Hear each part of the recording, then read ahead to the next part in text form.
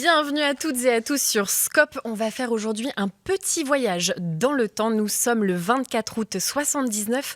C'est le début d'après-midi, il est à peu près 13h. Il fait beau et chaud sur Pompéi quand soudain... Une immense colonne de cendres s'échappe du Vésuve. Elle atteindra jusqu'à une trentaine de kilomètres de haut. À 15h, des éjectats de pierres ponces incandescentes commencent à ensevelir les villes environnantes et Pompéi est la première ville touchée. À 16h, des pierres ponces s'accumulent partout, sur le sol et sur les toits. Le volcan continue de cracher des cendres qui rendent le ciel de plus en plus obscur. Vers 18h, certains toits s'effondrent sous le poids des pierres ponces et font leur première victime, même si beaucoup ont déjà fui la ville ou tentent encore de le faire. Après une accalmie, le jour se lève, mais le ciel est encore noir de cendres. Et d'un coup, la colonne de fumée s'effondre sur son poids et va dévaler les pentes du volcan. Ce sont les coulées pyroclastiques, des avalanches brûlantes de cendres à plus de 300 degrés qui s'abattent sur Pompéi. Et tout se passe très rapidement. En 17 minutes seulement, elle ravage la ville, emportant les habitants qui étaient encore là. La seule bonne nouvelle de cette journée un petit peu pourrie, c'est que l'événement est si particulier qu'il va figer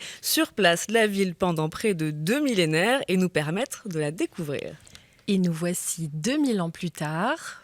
2000 ans plus tard, je me trouve à Pompéi où on continue de faire des fouilles archéologiques et de découvrir cette ville antique figée instantanément. Par exemple, ce thermopolium qui est un peu un fast-food. Alors on ne sait pas si ça s'appelait un thermopolium à l'époque, ça c'est les archéologues qui l'ont baptisé comme ça. Mais c'était ici que venaient les Pompéiennes et les Pompéiens pour se sustenter, pour manger des choses chaudes. Ils n'avaient pas de cuisine chez eux. Et c'est pas nouveau parce qu'on en trouve littéralement à tous les coins de rue. Mais ce qui est nouveau, c'est qu'on arrive à analyser maintenant le contenu de ces marmites avec les toutes nouvelles techniques scientifiques, et c'est ce qu'on va voir aujourd'hui parce que ces fouilles elles continuent et comme d'habitude dans Scope on a un accès exclusif au nouveau site de fouilles. Ça se passe là derrière, vous voyez les échafaudages. On va rentrer avec les scientifiques, avec les archéologues et explorer tout ça au fil de l'émission. Merci beaucoup Pierre, on va te suivre tout au long de l'émission justement pour découvrir ces nouvelles fouilles et nous en plateau on va essayer de comprendre comment est-ce qu'on fait des fouilles et puis ce qu'il y a de nouveau finalement à Pompéi. Aujourd'hui on est accompagné de Nicolas Montex. Bonjour Nicolas. Bonjour. Tu es enseignant-chercheur en histoire et archéologie romaine à l'université Roux en Normandie. Tu connais très bien le site, ça fait 20 ans que tu y vas ou quelque chose comme ça. Est-ce que tu fais la bise aux gardiens ? Ah non, non. Et à tes côtés il y a Thibaut aka Icarius. Salut Thibaut. Tu animes la chaîne YouTube Histoire appliquée. On te connaît aussi peut-être pour ta vidéo Nager en Côte de Maille. Alors, est-ce que c'est facile de nager en Côte de Maille ? Alors, facile non, possible oui, ça dépend du modèle et de l'époque et de ce qu'on fait avec et de plein de paramètres. Pour nous faire voyager nos papilles gustatives dans le temps, nous avons le délice d'accueillir gastronogeek, youtubeur, chef, auteur, créateur de contenu. Salut, merci d'être là, c'est incroyable. Regardez-moi ce setup. T'es super bien équipé. Je suis hyper bien là. Le mec est prêt. On est parti pour des préparations antiques. Ouais. Alors qu'est-ce que tu vas nous gratiner aujourd'hui sans rentrer dans les détails pour garder Alors sans rentrer dans les détails, vraisemblablement à Pompéi on a repéré quelques recettes. Les menus étaient encore affichés sur les murs et on va essayer de reproduire ça. Bien entendu, je nie toute responsabilité gustative. Ce qui va se passer. On va essayer de coller aux ingrédients et aux recettes de l'époque pour vous faire quelque chose d'assez bien. Ouais. On va commencer par parler de ce nouveau site de fouilles. On va pouvoir voir une carte peut-être de l'immensité que représente Pompéi. Pompéi, c'était une ville quand même assez grande.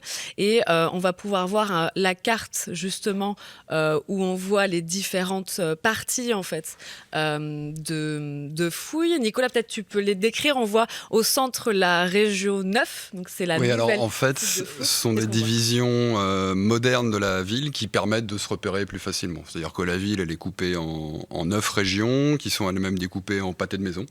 Et chaque pâté de maison a plusieurs entrées. Comme ça, après, on parle en code. Donc, on peut aller... Comme les la pierre, il doit être en 9, 10, 1, 2, quelque chose comme ça. Et on va voir que justement, dans ces nouvelles fouilles, on s'intéresse beaucoup à l'archéologie de l'alimentation. Et notre périple, en tout cas celui de Pierre, commence devant une fresque de pizza, peut-être. Pizza, pas pizza, on va voir. Alors Pierre, c'est quoi ? 4 fromages, margarita, 4 saisons, tu vois quoi ? C'est la pizza. Alors on ne sait pas exactement à quoi elle est, mais en tout cas, c'est la grande sensation de ces nouvelles fouilles. On est vraiment au milieu du chantier avec une des personnes que je vous présente, une des personnes les plus importantes sur ces nouvelles fouilles archéologiques. Si, quand même, Anna Onesti. Est-ce que c'est une pizza? Qu'est-ce qu'on sait pas de cette représentation? Non, il ne s'agit pas d'une vraie pizza, mais d'une focaccia. C'est une fresque, c'est une nature morte qui figure un canthare, c'est-à-dire une coupe pleine de vin, ainsi que des fruits frais, des fruits secs. On reconnaît des dattes, des arbousiers, peut-être une grenade et des figues, et puis quelque chose d'assez étrange qui nous parle d'offrandes, les offrandes qui se faisaient aux personnes qui fréquentaient cette maison. L'alimentation avait un rôle très très important. Ici, c'est la partie publique de la maison où le maître de la maison exerçait son influence, s'occupait de ses affaires. Et c'est très beau que dans l'atrium, la partie centrale de la maison, il avait décidé de représenter ces xénias, ces offrandes. Et d'une part, c'était les présents qu'il offrait à ses amis, et d'autre part, c'était aussi un signe de remerciement au Dieu qui lui avait permis de trouver son chez-soi, d'avoir une position aisée, mais sans jamais oublier la frugalité de son passé, qui n'était peut-être pas très loin. C'est quelque chose qui existe encore aujourd'hui dans la société italienne. Bien sûr, bien sûr. Imaginez l'importance de l'alimentation aujourd'hui.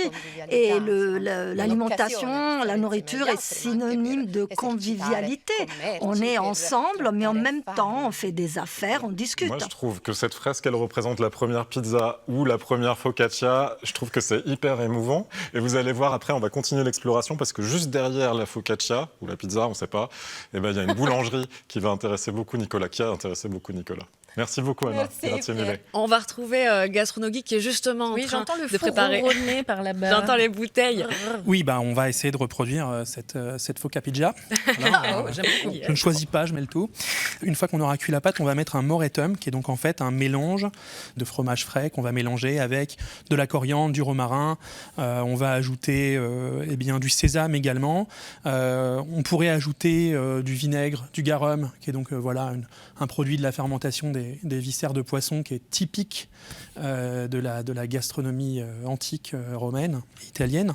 Et on va préparer ça. Je vais cuire la pâte. Ensuite, je vais essayer de vous dresser ça avec quelques dates. On va vraiment essayer de reproduire ce qu'on peut voir sur la fresque. Puis ensuite, on verra ce que ça donne. On va essayer de comprendre un petit peu comment est-ce qu'on mangeait à cette époque. Voilà, on voit pas mal de gens autour d'une table en train de manger, boire. Qu'est-ce qui est vrai ou non dans les images qu'on a vues? Est-ce qu'on mangeait à plusieurs à table? Tout simplement, est-ce qu'on mangeait avec des assiettes, des couverts? C'est des questions un petit peu utiles, pratiques. Thibaut? Voilà le piège, tu sais très bien. Vas-y. L'un et l'autre. Alors, je vais essayer de faire une première réponse.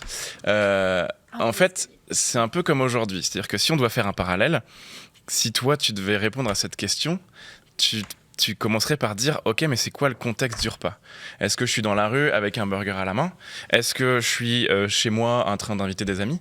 Est-ce que je suis dans un grand restaurant et du coup il y a beaucoup de vaisselle et c'est un contexte très particulier ? Est-ce que c'est le nouvel an et du coup c'est à moitié la fête, on est à moitié bourré ? » C'est en fonction de la scène qui est représentée, en fait, ce qu'on peut voir aussi dans les fresques. Finalement, c'est un tout petit élément, une toute petite chose en fait de ce qui est réellement le cas, c'est ça ? Les grandes représentations de banquets, c'est par essence des choses qui sont originales et qui n'arrivent pas si souvent que ça, et les descriptions vont avec. Donc forcément, ça forge un petit peu notre imaginaire collectif. On garde ça en tête, mais vous imaginez bien que si on devait faire des banquets matin, midi et soir avec genre des cinquantaines de personnes où tout le monde est bourré en permanence, ce serait compliqué. Comment est-ce qu'on mangeait ? Est-ce qu'on mangeait avec des assiettes, des couverts ? Alors, des éléments. Qu'est-ce qu'on sait en fait finalement de l'alimentation à Pompéi ? Alors, on sait ce qui est représenté sur les fresques, c'est ce qui est donné dans les textes. Donc, effectivement, c'est la fraction de l'élite sociale, vraiment le sommet de la société. Donc, une portion véritablement congrue de celle-ci. Pour les autres, on suppose qu'ils mangeaient plutôt sur le pouce, plutôt pas grand-chose, plutôt avec les mains. Voilà. Il n'est pas impossible que le repas minimal, ce soit du pouls, une espèce de soupe de céréales, diversement bon, et un peu d'oignon, et voilà, et pas grand-chose de plus. peu de viande de toute manière. Pompéi reste quand même une ville de Campanie, donc d'une fraction riche de l'Italie, voire plutôt très riche de l'Italie. Donc après, effectivement, que le pauvre de Pompéi devait manger approximativement la même chose que le pauvre partout ailleurs, c'est-à-dire pas grand-chose.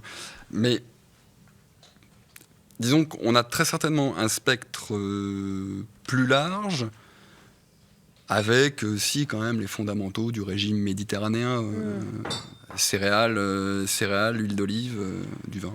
Et voilà. Maintenant, on va pouvoir rejoindre directement Pierre, qui se trouve dans un lieu très important à Pompéi, dans une boulangerie. Ouais, je me trouve maintenant dans la boulangerie avec une nouvelle personne importante du chantier, Valeria Moretti. Toi, tu es anthropologue. Tu as publié récemment, au mois d'août, là, dans Science, une étude qui analyse les isotopes de 17 squelettes retrouvés à Herculanum, juste à côté de Pompéi, pour déterminer leur diète, leur régime à partir des isotopes, donc des acides aminés contenus dans les squelettes, c'est ça? Exactement, oui. J'étais juste une petite partie de cette étude, c'est-à-dire que Pompéi nous a fourni les matériels. Pour cette étude, on a testé de nouvelles méthodologies, c'est-à-dire l'évaluation des isotopes. Les isotopes sont importants parce qu'on est ce qu'on mange. Les isotopes nous donnent une idée de ce qu'était l'alimentation à l'époque. Chaque aliment a une valeur et donc lorsque l'on extrait les valeurs avec un long processus de laboratoire, on arrive à savoir plus ou moins ce que cette personne avait mangé ou mangé. Donc si à Herculanum on mangeait plus de poissons, il semblerait qu'à Pompéi, sur la base des analyses qu'on a menées jusqu'à présent, le régime se basait plus sur des légumes, des protéines, et puis des légumineuses. Donc le régime méditerranéen, mais sans pizza.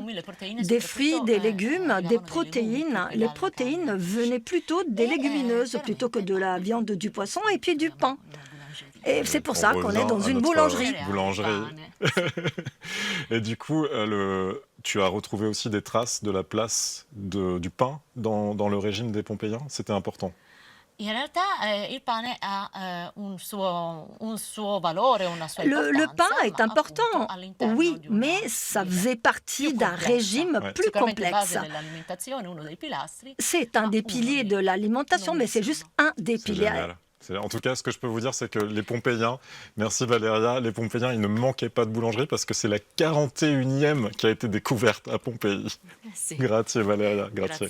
Je pense qu'on peut du coup continuer un petit peu sur la boulangerie et puis voir peut-être une image de Nicolas, parce que toi, tu es allé dans cette boulangerie, tu es allé dans ce four et on va te voir rentrer directement la tête dedans. Mais voilà, on te voit justement rentrer, c'est super intéressant. Qu'est-ce que tu ressens à ce moment-là, au moment où tu rentres la première fois? Alors là, très précisément, peur, parce qu'au moment où ça a été filmé, en fait, j'étais en train d'écrire un bouquin sur les boulangeries. Et évidemment, elle était nouvelle. Grosse suée partout. C'est mon Dieu, est-ce que ça a encore fonctionné? Et fort heureusement, ça a fonctionné très bien. Et du coup, est-ce qu'il y a des observations qui t'ont frappé tout de suite? Qu'est-ce qui s'est passé dans ta tête? Alors, s'il y a un point, non, s'il y a quand même un problème dans ce four, c'est que c'est le seul où il y a une espèce de lucarne en façade qui permet de regarder comment se passe la levée du pain, enfin la cuisson du pain. C'est le seul. Sinon, pour tous les autres, en fait, on suppose que c'est moderne. Voilà. Et on parle de combien de boulangeries sur Pompéi qui ont été découvertes, en tout cas? On en connaît 41. Avec celle-ci? Avec celle-ci. Okay. Pour 34 commerciales. Et donc, qui fonctionnaient au moment... Enfin, ils sont supposés être fonctionnels au moment de l'éruption, 32, 33. Quelque chose comme ça. Ce qui en fait la plus grosse concentration connue actuellement dans le monde de boulangerie, dans le monde romain, de boulangerie. Il y a peut-être Volubilis où il y en a presque autant, mais elles sont plus petites. Moi, je pense que c'est l'heure de passer à table. J'ai faim. On te laisse venir jusqu'à nous, peut-être même le mettre au milieu. Okay. On enlève Pierre. Non, On enlève Pierre. Ok, voilà. Voilà. Ah non, poursuis. Je vous ai des petites serviettes parce que voilà, quand même, ça, il faut pour en profiter prendre une bonne bouchée, donc vous allez en avoir partout sur le visage. Pas trop le choix. Donc du coup, le moretin, on n'arrête pas de le dire, fromage brousse avec des herbes, de la coriandre en grains que j'ai tenté de moudre sans trop vous déranger par le bruit, du romarin, de l'huile d'olive. Du coup, j'ai remis des dattes. Là, normalement, c'est vraiment quelque chose que vous pouvez parfaitement refaire à la maison et je l'espère qu'il est assez bon. Je vous laisse déguster ça. Ah là là là là, et les Si petits vous voulez. grains. C'est de la grenade. C'est vraiment. Et c'est ce qu'on a retrouvé aussi sur la fresque. Oui, exactement. Là, pour le coup, on a vraiment remis les ingrédients. Où on n'est pas sûr, Nicolas. T'as encore exactement, haussé oui. les sourcils. Oui, voilà. C'est une interprétation. Ça ressemble. Très bon. Ouais, mais est-ce que Très c'est véridique ou c'est autre chose? Mais voilà. J'ai remis un petit peu de pignon aussi parce que c'est sympa. Parce que c'est mignon. Voilà, tout à fait. Ça sent extrêmement bon. Donc là, j'ai plus personne pour répondre à mes questions. Non, on est bien On d'accord. passe un Non, très mais bon moment pas sur la la blague, scène, vraiment. Ah, c'est très très bon. Ah apparemment. oui. Ça va, ça vous plaît? Incroyable. Voilà. Et Voilà, donc c'est ça, magnifique. Waouh. tac. Ça va, toi? Ça se passe? Ça se passe. Ça se déroule? Je sais plus où je suis. C'est Pas de parfait. problème. Voilà. J'adore ce métier. Oui, J'ai plus de coéquipière, c'est C'est la fini. raison de faire le mien. C'est le moment justement de retrouver Pierre. Normalement, tu es au Larario. Tu n'es pas en train de manger, c'est dommage pour toi. On mange une part pour toi, On sache-le. ne peut pas être à Pompéi et manger. Ouais, vous nous avez donné super faim avec Chiara que j'ai retrouvée ici. La pizza, elle a l'air bonne, mais toi, t'es pas d'accord, hein, Chiara? Non lo so. Non, C'est et pas- je crois Cosa dice Nicolas? Il faut savoir ce que dit Elle veut pas Nicolas. vous contredire, mais je crois qu'ici, Chiara, elle disait les dates à la place du garum, moyen.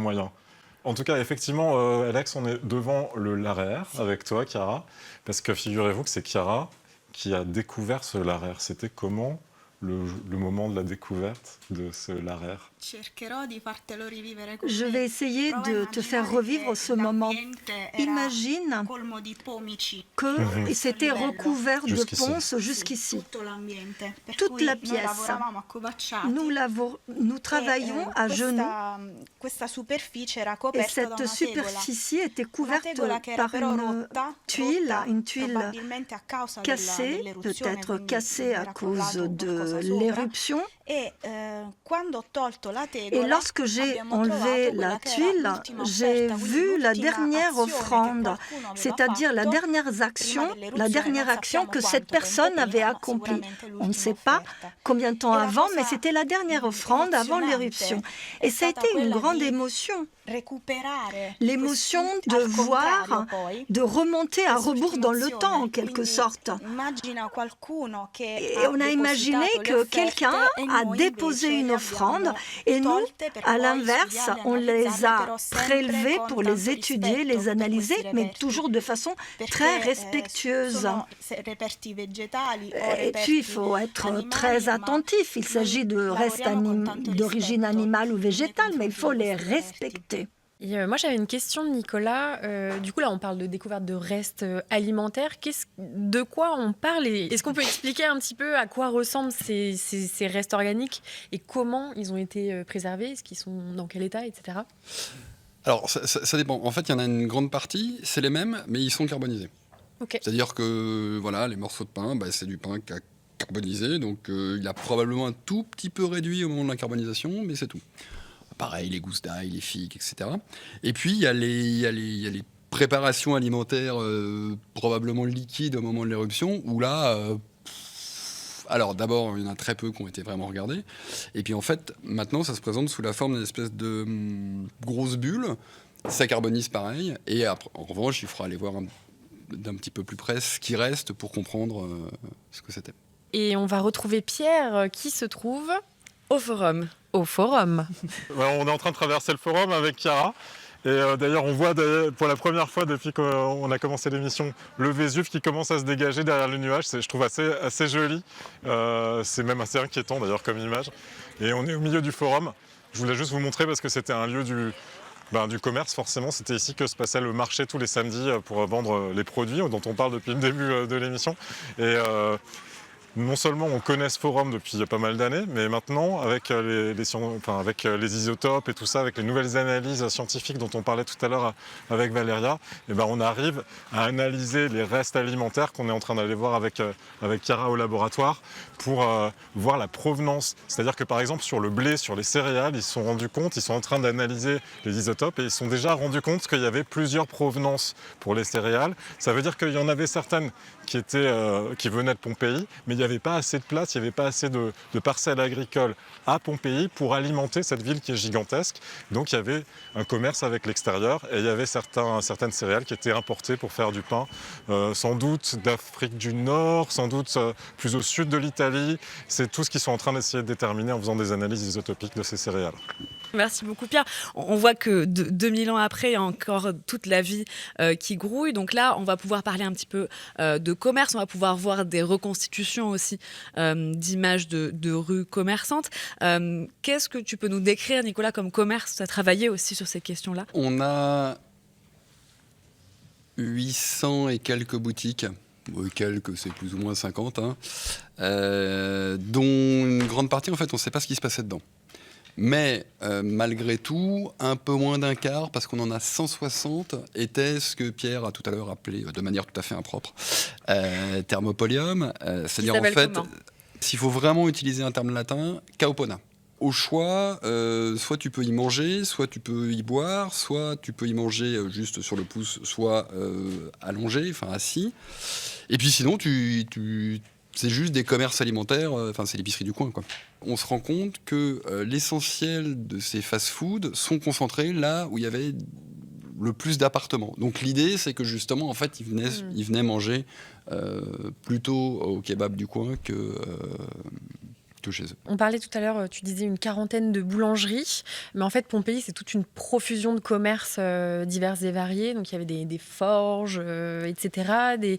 Il y a aussi beaucoup de textiles, des teinturiers. C'est quoi la dimension commerciale de Pompéi? Qu'est-ce qu'on en sait de ça?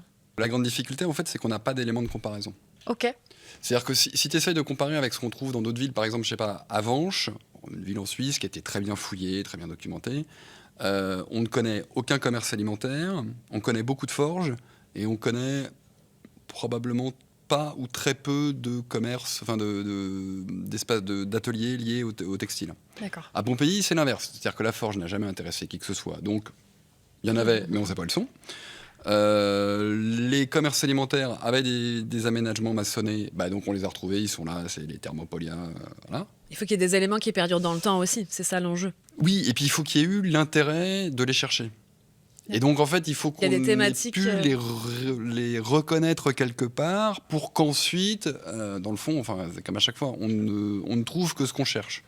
Et donc si on ne connaît pas, si on connaît pas l'aspect d'un atelier textile, rien, on va passer à côté. Et donc oui, il y avait, une vingtaine d'ateliers pour le nettoyage de la laine, une quinzaine de fouleries pour le nettoyage des vêtements. On doit connaître moins d'une dizaine de forges, ce qui est ridicule comme nombre. 2 ateliers de céramique. Et puis il y a plein de trucs en fait, on ne sait pas. Juste.